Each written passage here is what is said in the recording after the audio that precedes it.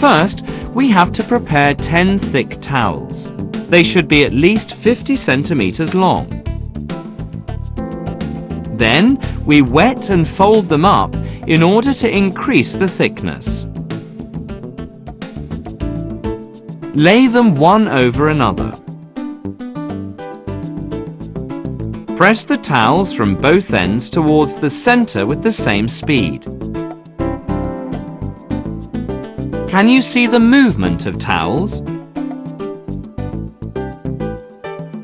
Do you notice that the towels are being folded up? How did the towels move?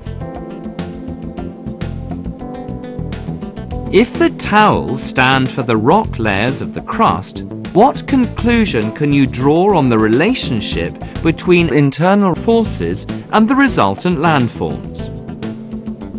Folds of rock and fold mountains can be formed under compressional force.